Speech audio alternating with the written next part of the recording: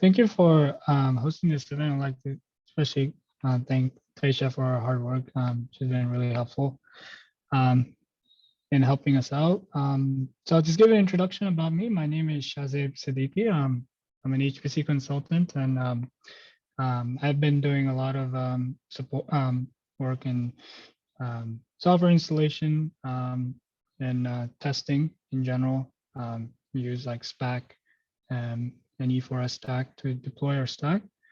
And for today's talk, I'll be giving an overview of build tests and how we do kind of acceptance testing and just running general tests. I'd like to just inform you guys there is a poll open on Slido, so if you can please fill it out, and then we can take a look at the results at the end. Okay. So talk about, so what is BuildTest? It is a testing framework to basically help build and execute tests on your HPC systems. So it's there to basically, target both system and software stack kind of testing. BuildTest is open source. It can be found on GitHub, and the documentation's on the right. It's on the read the docs. So the framework's implemented in Python, and as an end user, what you'll do is you would write tests in our template file, which is basically in YAML format, and these tests are called build specs. And build tests will basically take the burden from the users and actually translate these build specs into actual valid shell scripts and then run them on your system. Currently, we support both local submission and batch schedulers. So we support Celerum, LSF, and Cobalt, and we also recently added support for PBS. In order to just get started, it's pretty simple. You just need to clone BuildTest and just source the setup script, and then you're off and ready to go.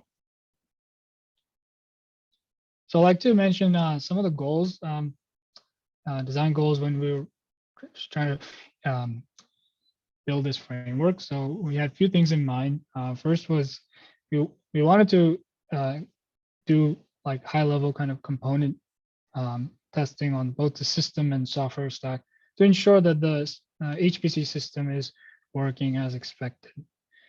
Wanted to provide a standard kind of template for writing tests because it helps standardize how tests are written, and then a framework that can basically be used by everyone. There are many ways that you can write tests, and I think getting a standard is key.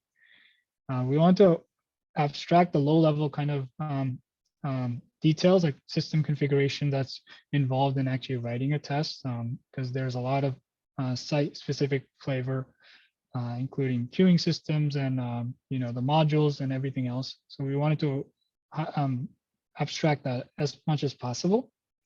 The framework should automate the build and execution of the test. So that's key.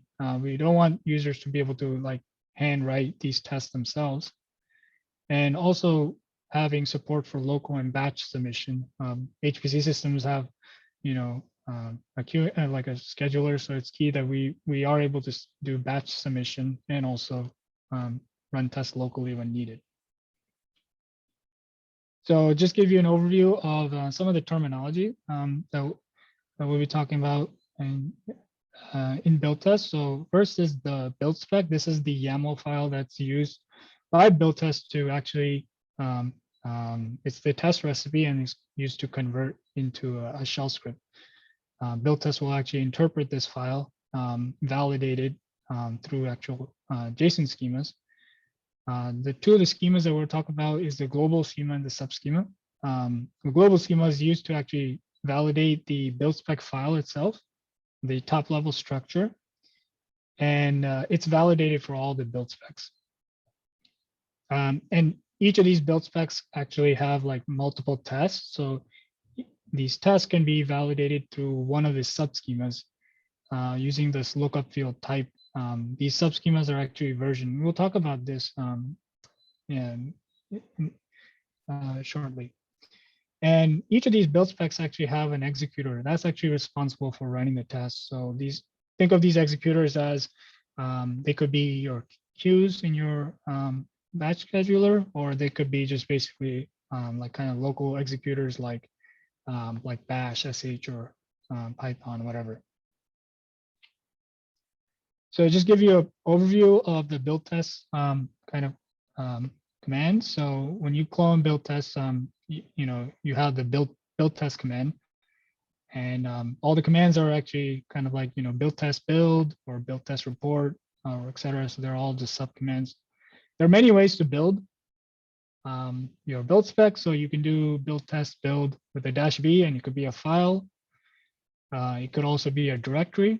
If it's a directory, then it would basically traverse all the files and find all .yaml extension and build them. You can append it multiple times. You can use the -x to exclude the files. It could be a file or a directory. We can also build by tags. So you can classify tests by a name, like a group, like let's say network tests, and it will just run them. And build test report, that's a command for like reviewing all the test results. So once you build all your tests, you can use build test report, and it will show you all the tests. You can also filter them and find, like, let's say the oldest and the latest record. And the build test build spec find is used to like query the build spec cache. So you can load all the tests, which are these YAML files, into a JSON cache. A JSON file, and then actually query them. And we'll talk about some of these. So let's start off with the how build test works. So for every build spec that we have, it goes through this kind of 5-stage pipeline. When we discover these build specs, first thing it will do is actually parse this build spec with the JSON schema. Then it will actually build that test script, which requires interpreting that YAML file and making an actual valid shell script, right? Then we will run this test, which would be either a local or batch executor. And upon running, we would actually then get the output and error file and return code, and then finally update the all the test results into a report file. That's typically how the workflow is for every single build spec. Well, now we'll talk about how it looks like. So when you build a test, and this is a Python hello example. So we're using build test build -b and to a name of a file. The first thing it does, it discovers the build specs, because there's many ways you can actually build, and it will tell you all the full path to the file name that it discovered. Second, in this parsing stage, we will actually see what schema is being used to validate this test. And if it passes, then it will proceed to the build. If it doesn't, the test will be skipped. In the build stage, then we see the name of the test. It's called Python hello. And there's a unique test ID, and then you can see a shell script that's being generated. And then finally, we run this test with the executor, and it has a status message upon completion, like a pass or a fail, and then return code.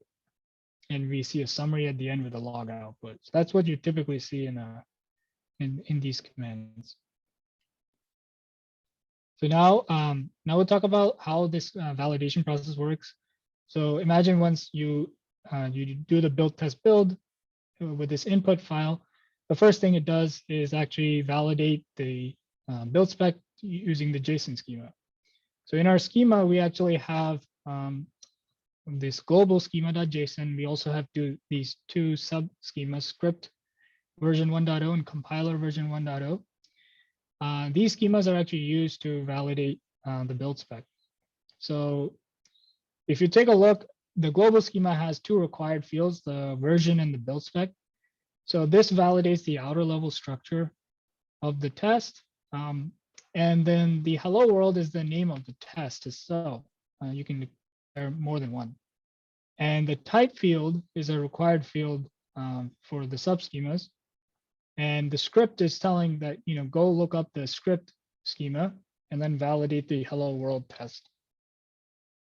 So that's typically how it works. Now we'll talk about how the actual structure is. So this is of the build spec for the script schema.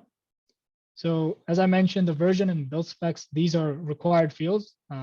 So version tells the schema version to use.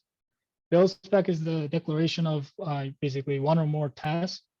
In this case, the name of the test is system D default target.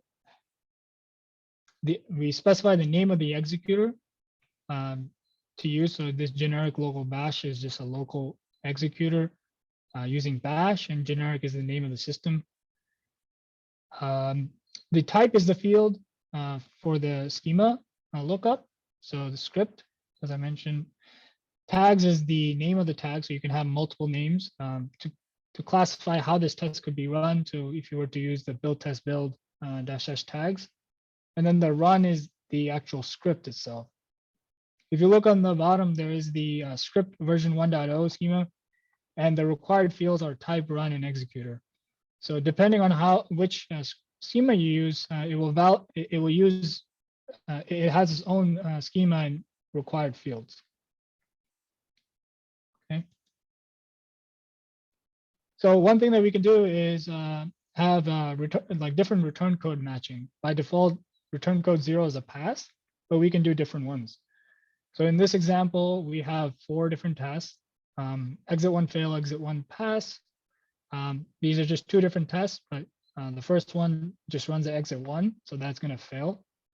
This exit 1 pass is just a test that expects that we have an exit 1, and then we match it with an exit 1 in this property that we have under status.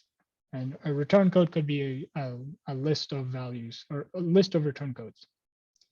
In this third example, return code list mismatch, we have an expected, let's say, return codes of 1 and 3 that we want, but we mention exit 2, so this one will fail. And then the last example is the basically, exit 128. So you can do either an int or, you can have an integer or a list of return codes for the return code field. We can also customize the shell. So by default, everything runs under bin bash, but you can use a shell property to customize which shell you want. It could be bin sh, bin bash, bash, sh, could be tcsh, zsh, python, whatever you want. On the left is actually the description of the shell property. So it's part of our schema documentation. And if, like, for instance, if you were to use, say, Python shell, all you do is just say shell and say Python, and then specify your Python code in the run section. So the run could be used for either bash, sh, or like even tcsh, csh, or Python, depending on the shell type. So far we've been talking about the script schema. Now we'll talk about the compiler schema. This is the other schema we support. This is mainly used for compiling single source code with like compilers. So the compiler schema has some required fields. So the required fields are like type, source, compilers, and executors. In order to use this, you specify the type field and mention compiler as this value. In BuildTest, we can actually report how the compilers, like we can show the list of compilers using BuildTest config compilers -l. And we see that right now we have 3 compilers, and they're all GCC compilers. So this test, the way it works is we need to specify a source file. So this is basically a vector addition with GNU compiler. So the source file is vectoradd.c. The compilers is the name of the compiler block, and we specify in the names a list of regular expression to search for compilers. And this is, and then we can define our compiler configuration in the default section, which is organized by compiler names, and set like, say, C flags and LD flags. So we can also override compiler defaults. So in this example on the left is actually a preview of the BuildTest configuration in the compilers section. You can define compilers with the top level compilers keyword, And then under the compiler, you can organize them by like the type of the compiler. Let's say GCC. The name of the compiler is built in GCC, and then GCC 9 and 10. And then you can specify the CCFC and CXX variable.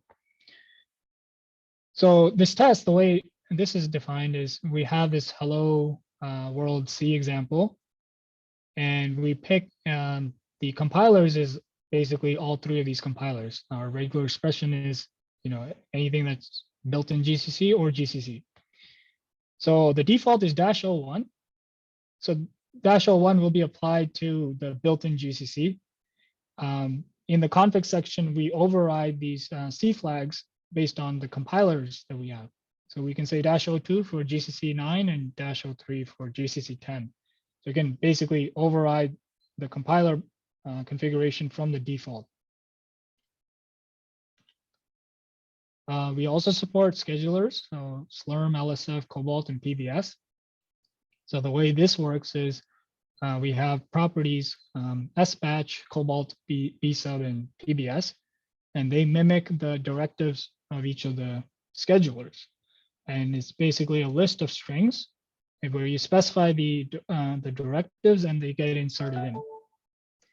And on the right is basically a preview of how it looks when you actually run the job. So when it comes to running, it will pull the job and get the result once the job is complete and finished. One of the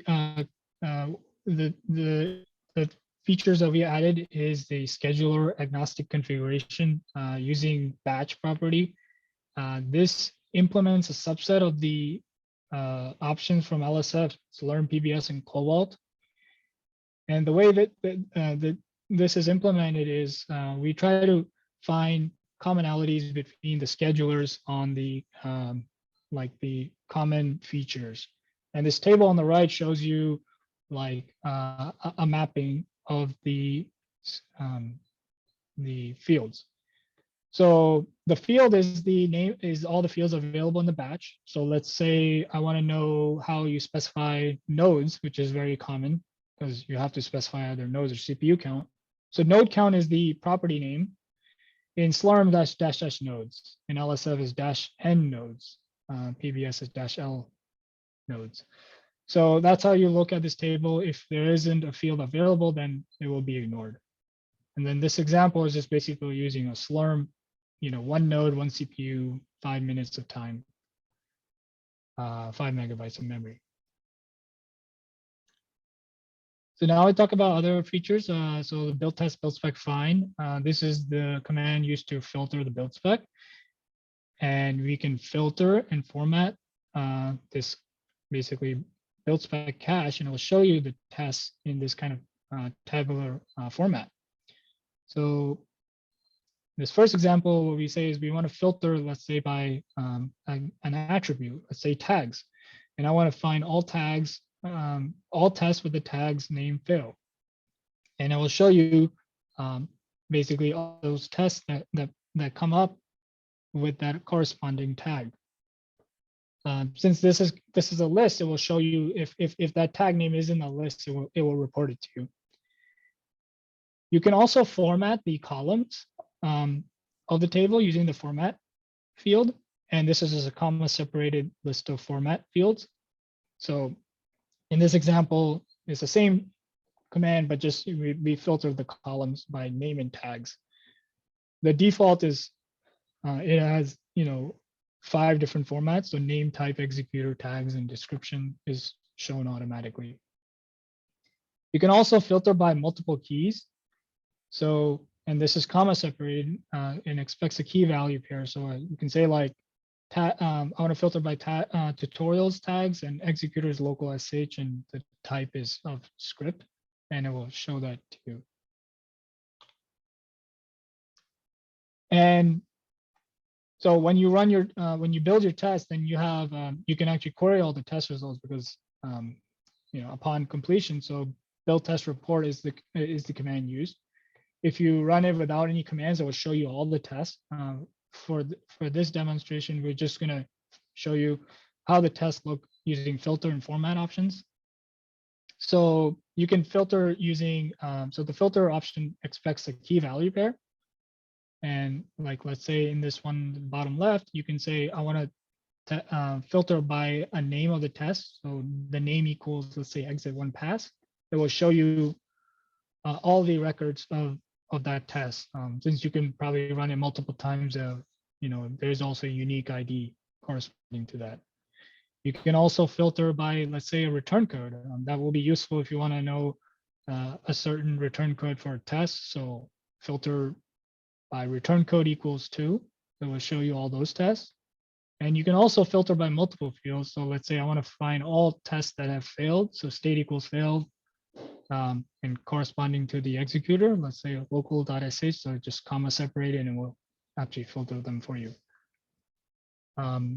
And you can use the format option just like how we did before. We'll talk about, so currently the BuildTest CI checks, so runs on GitHub infrastructure. So we, like, imagine if you have a user sends a pull request, those CI checks will run a set of many different GitHub workflows. We also added facility pipelines using GitLab. So using basically pull mirroring of the upstream GitHub BuildTest repo at the facility. So there's one in Nurse and one in Oak Ridge that basically runs the BuildTest regression test.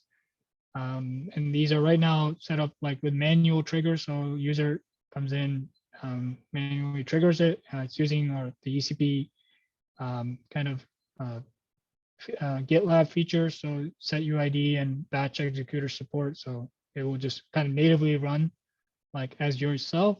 And these tests basically get pushed with, let's say, coverage report to CodeGov. So that's what we currently have so far. So now we'll talk about the current Cori Testsuite. So we have a link to the repo at the bottom. It has a lot of kind of both system level and software tests. So we have system level tests like checking file system like GPFS, Lustre, CVMFS. We make sure we can ping all the nodes like login nodes. We use Slurm, so we test for like basic functionality of Slurm, so like sinfo, scontrol, SQ, pinging Slurm controllers. We make sure we can submit to all the queues. If you can create a burst buffer. And from the application side, we have some application like tests like OpenACC, OpenMP, MPI. We also have Shifter as a container runtime, and E4S test suite that's part of running the SPAC E4S stack. So as I mentioned, so we have one of these mirrors of this BuildTest Cori repositories on our GitLab instance at software.nurse.gov. We have set up 2 scheduled pipelines, one for running basically daily system check and one for E4S. And on the right is kind of one of our GitLab kind of CI jobs that runs the daily system check. And the way we run them is using BuildTest build, using tags, and using Slurm and system. That's our 2 tags that basically does a lot of the tests. And on the left is kind of our scheduled pipelines, as you can see. We have all these notifications coming through Slack, and also these tests are kind of periodically run on scheduled basis. And this is just an output of one of these daily system check. We have about 78 of these tests, and they basically run really quickly. They're run on Cori login node, and at the end it just shows you all the tests that have failed. So the future work, I guess, some things that are in the queue. We'd like to probably add like test integration, like with other build tools like Make, CMake, AutoConf. Like right now, it's not really clear that way. We can kind of do it, but there isn't a proper way through the build spec schema. Having like some kind of job parameterized tests, so having a single test with multiple parameters, having a test run across multiple executors, and also probably having like spec test integration so that it's more easily available to just run spec test and get the output through BuildTest. And yeah, and there's just some references below for your help. Thank you.